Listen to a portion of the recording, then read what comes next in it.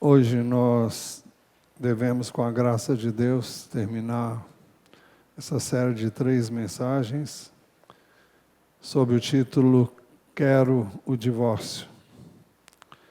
E o título da mensagem tem a ver com o fato de, eu disse na primeira, na segunda, e digo hoje por último, tem a ver com o fato de alguém ter me procurado algum tempo atrás, dizendo do seu desejo de divorciar-se.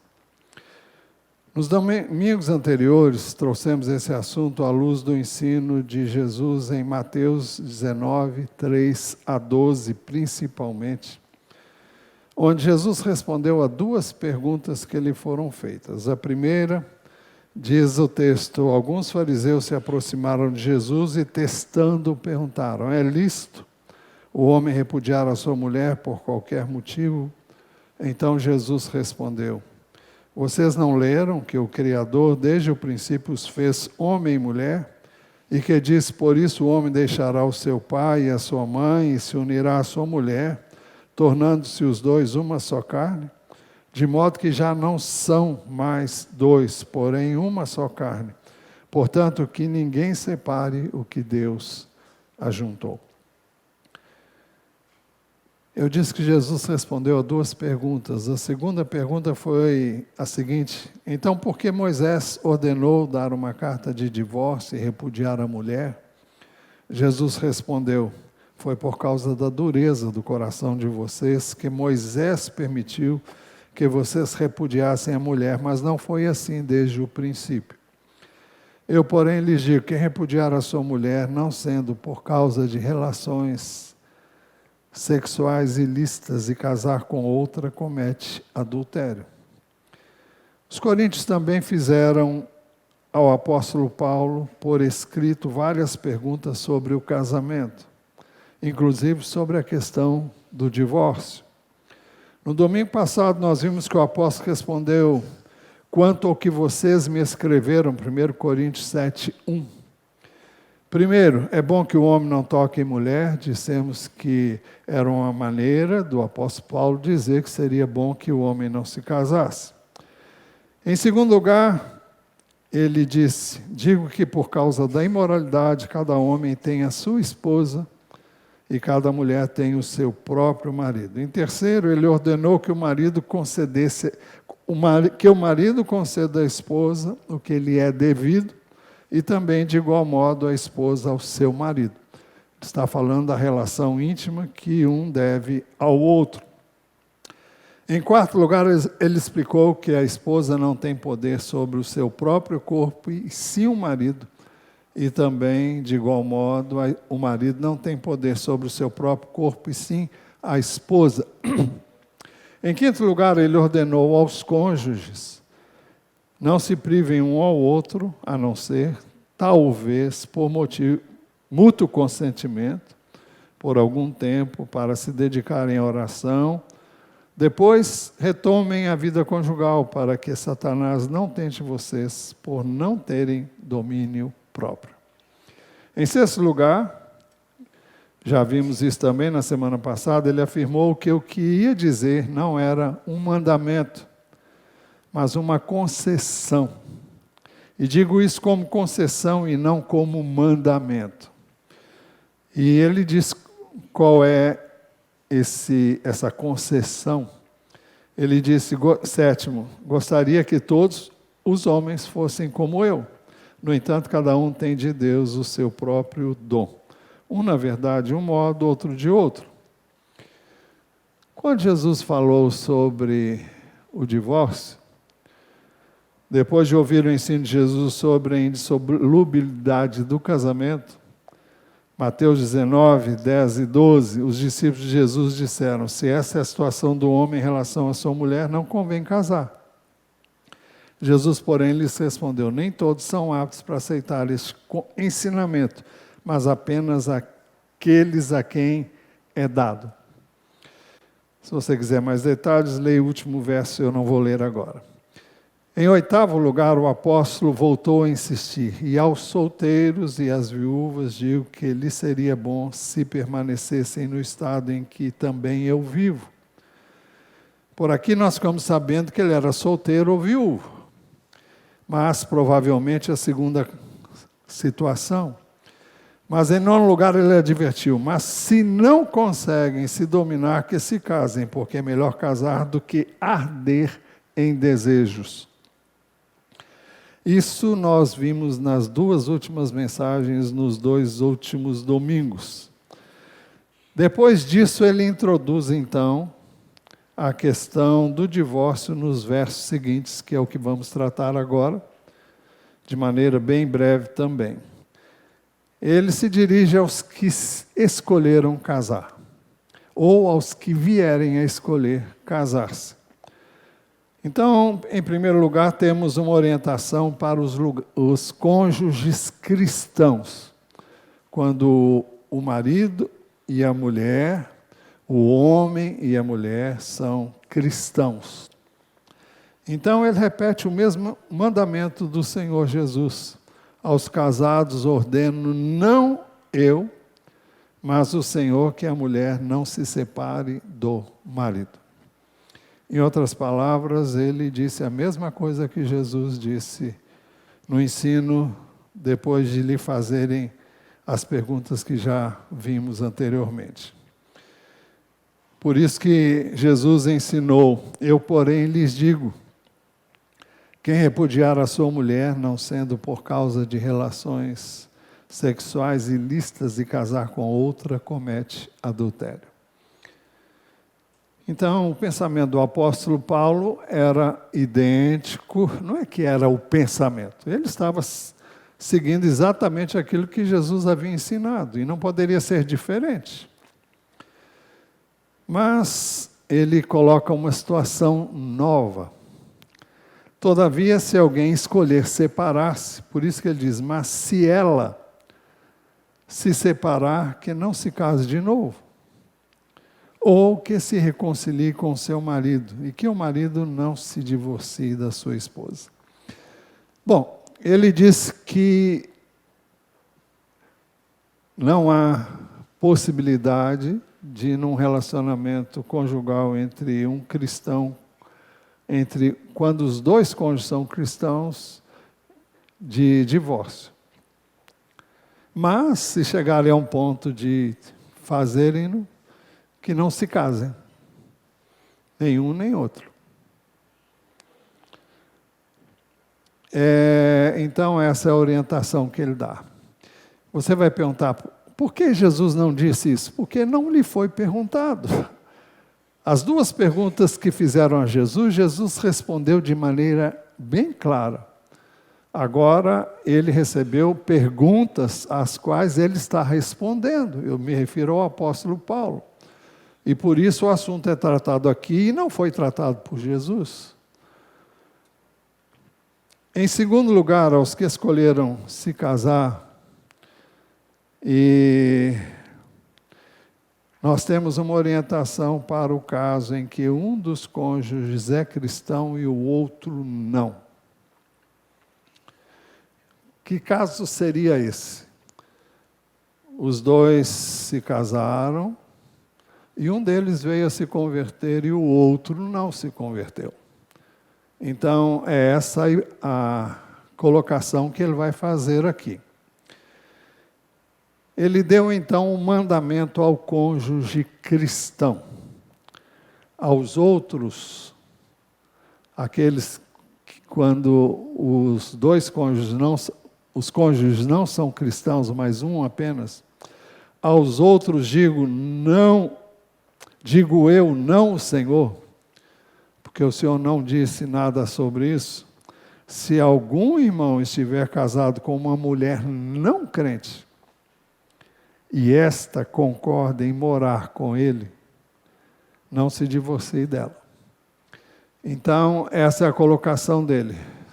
Se alguém, em algum momento da sua vida, veio a se converter, e aqui ele diz de um irmão que se converteu, e ele é casado com uma mulher não crente, Então, se ela concorda em viver com ele, ela o aceita com a fé que ele tem e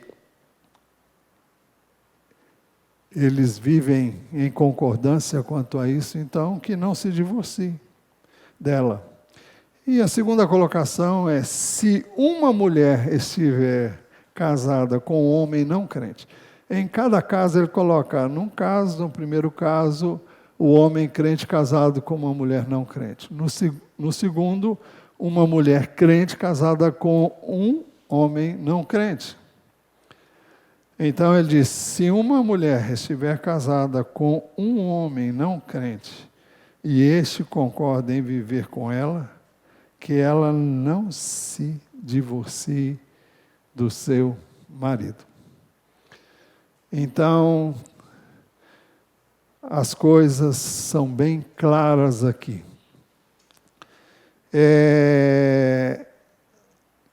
Não há aqui, então, ainda que possa aparecer a princípio, uma permissão para o casamento, para o julgo desigual. Eu vou me casar com fulana, mesmo não sendo cristão.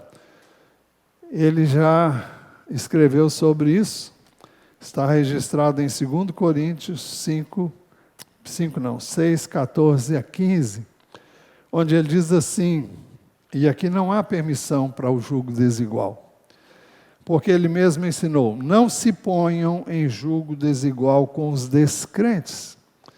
Então, essa é a orientação dada aos cristãos, aos crentes em Jesus. Não devemos nos colocar em julgo desigual com um descrente. Ele diz, pois que sociedade pode haver entre a justiça e a iniquidade? Ou que comunhão existe entre a luz e as trevas? Que harmonia pode haver entre Cristo e o maligno? Ou que união existe entre o crente e o descrente? Então ele coloca isso de maneira muito clara, para que não haja nenhuma dúvida e para que ninguém se sinta estimulado a ter um relacionamento com vistas a casar-se com alguém que não tenha fé, a mesma fé que o crente tem.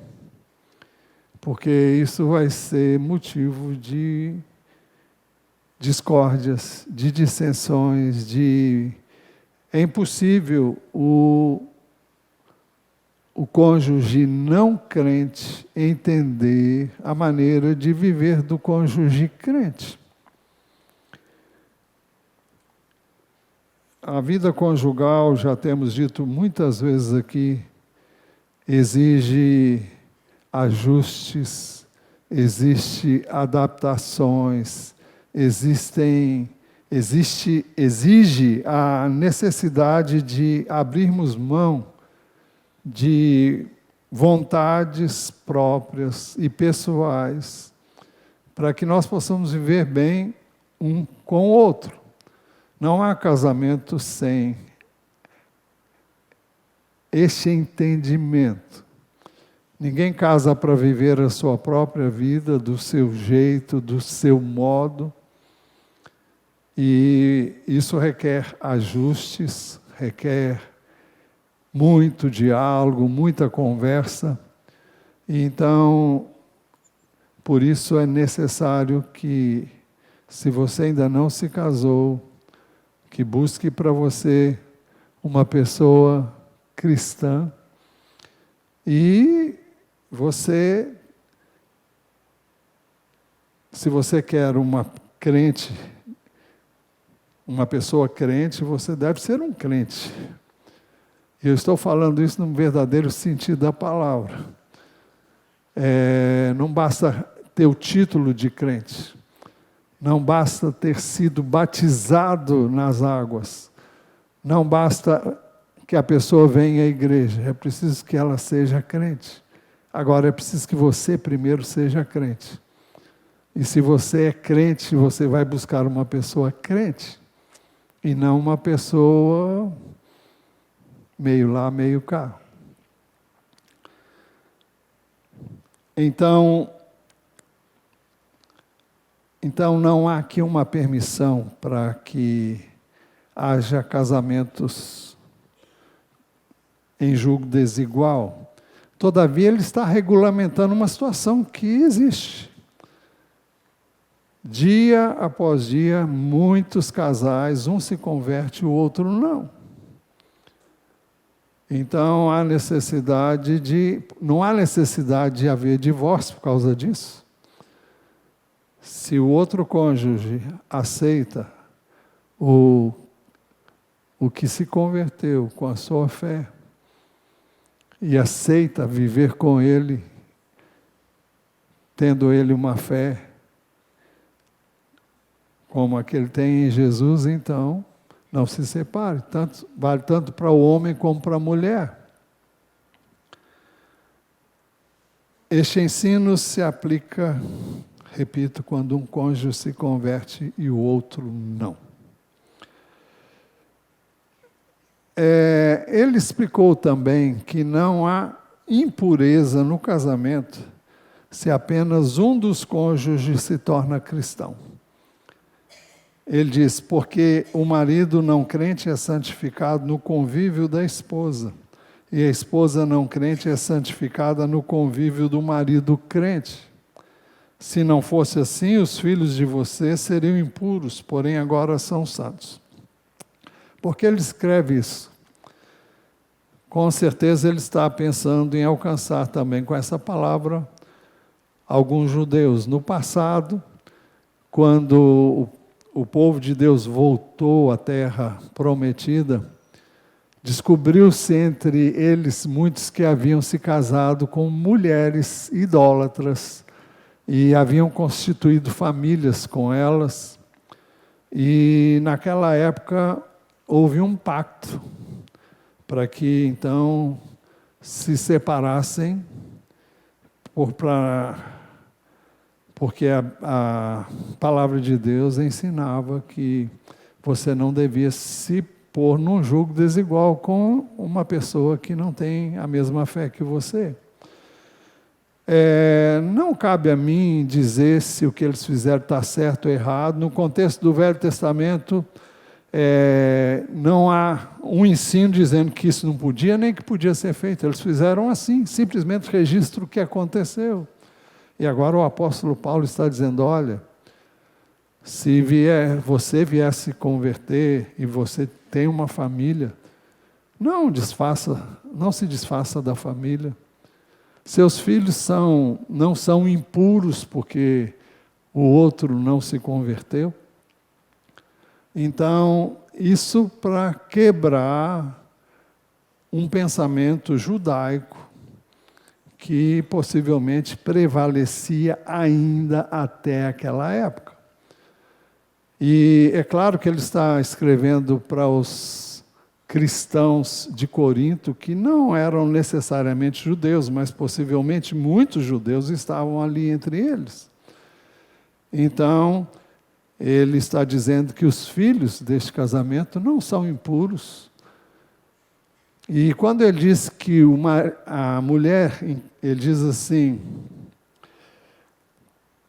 porque o marido não crente é santificado no convívio da esposa. Ele não está dizendo que o marido não crente se torna crente porque casou, porque é casado com uma mulher que é cristã, não. Ele está dizendo que o casamento é válido, que não há razão para desfazer esse casamento, a menos que o incrédulo não queira viver com o crente. Ele vai explicar isso melhor.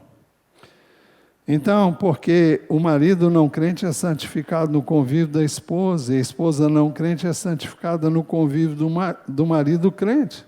Se não fosse assim, os filhos de vocês seriam impuros, porém agora são santos. Isso também não significa que a salvação é automática para os filhos.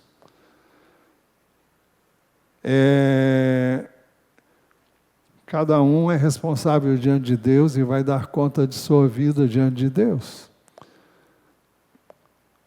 Os filhos de Deus são filhos porque creem em Jesus, são aqueles que ouvem a palavra, creem na palavra e recebem Jesus como Senhor e Salvador, então eles passam pelo novo nascimento, eles nascem de Deus e eles se tornam filhos de Deus pela fé em Jesus. Esse é o meio através do qual qualquer um dos que vivemos sobre a terra nos tornamos filhos de Deus.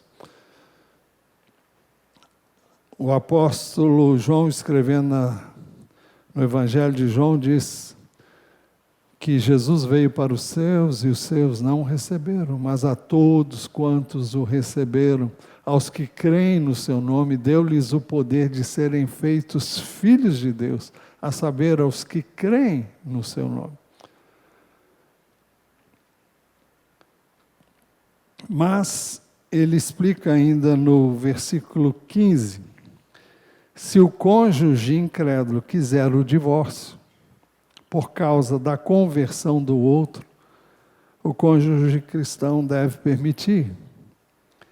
Mas se o não crente quiser separar-se, que se separe.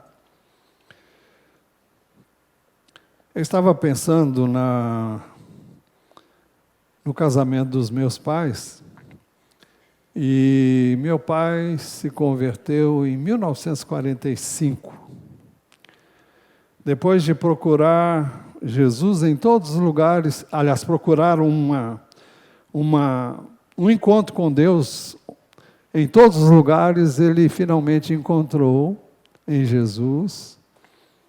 E ele teve a sua vida profundamente transformada. Os hábitos dele mudaram,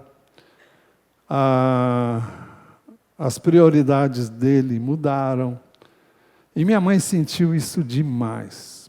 E ela não se converteu, senão muitos anos depois.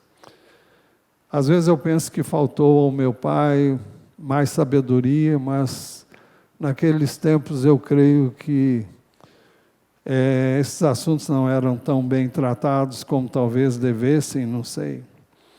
Mas o fato é que minha mãe sentiu bastante, porque ela permaneceu na fé que ela tinha, ela não acompanhava o meu pai, ela não ia aos cultos naturalmente, então ela ficava só.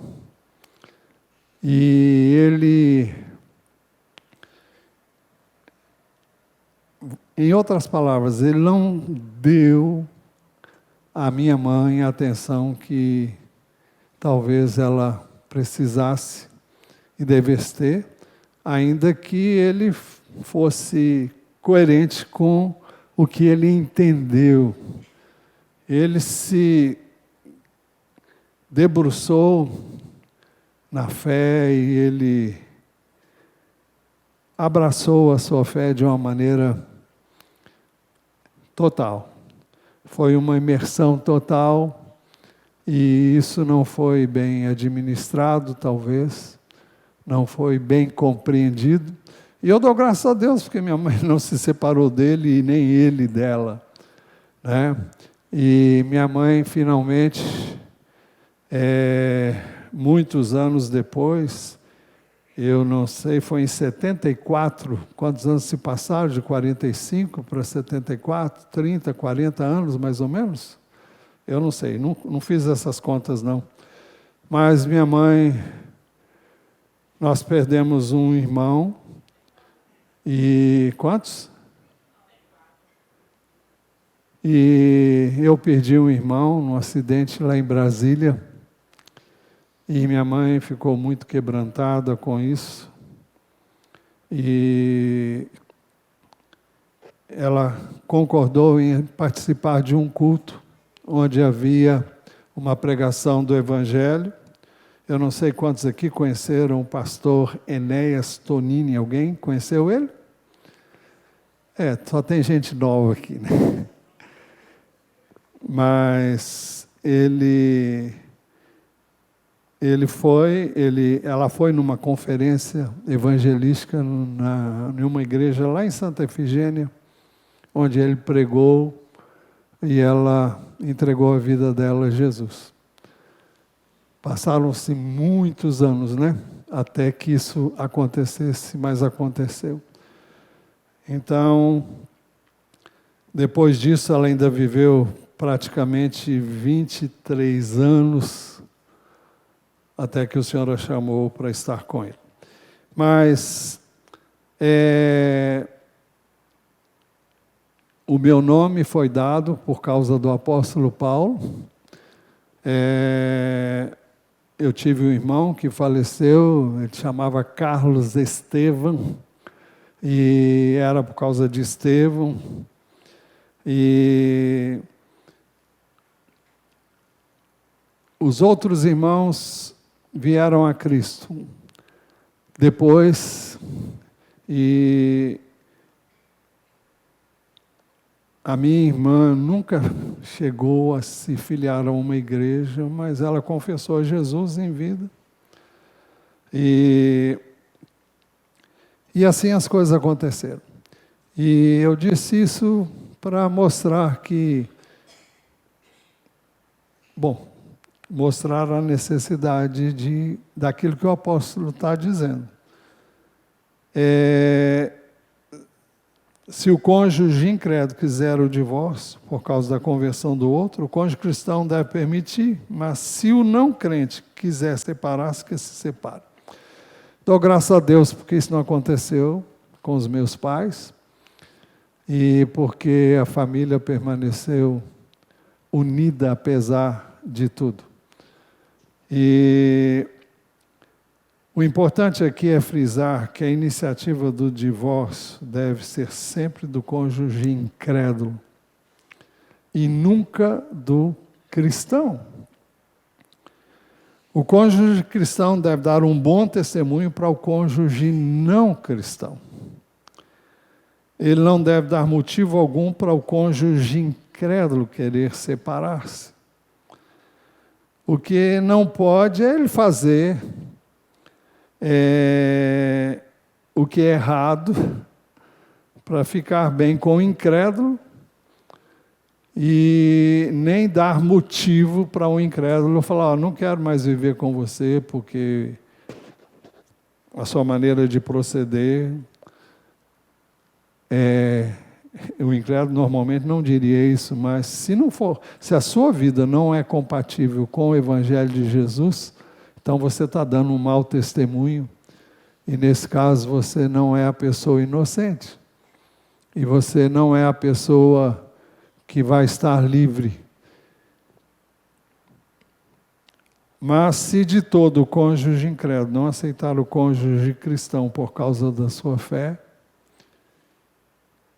nós sabemos de casos em que a questão é colocada o seguinte, ou eu ou o seu Jesus.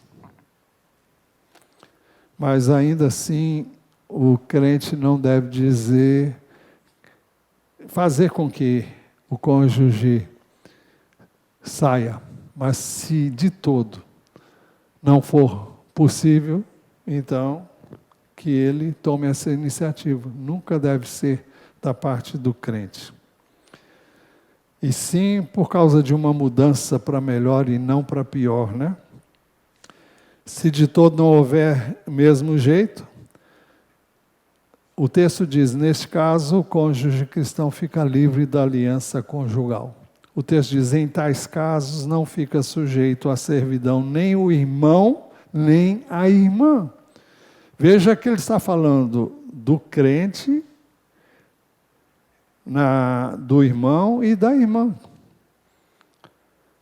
Por duas razões. Primeira, ele diz, fomos chamados para viver em paz. Deus chamou vocês para viverem em paz. Então, a Bíblia diz, no que depender de nós, de cada um de nós, vivam em paz com todas as pessoas. Isso mais do que nunca com o cônjuge. A segunda razão é que você não sabe se o seu cônjuge se salvará ou não. Observe que você não vai se separar dele, mas se ele insistir em ir, Pois você, ó mulher, como sabe se salvará o seu marido? Ou você, ó marido, como sabe se salvará a sua mulher?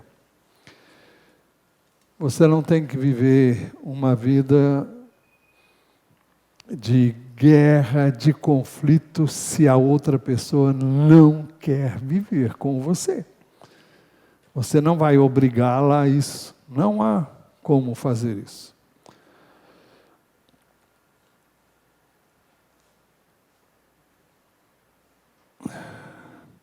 Conclusão. Vejamos então, no primeiro ponto já visto, o que Jesus ensinou.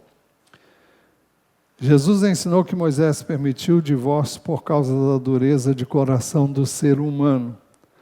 Mas esta não é a vontade de Deus.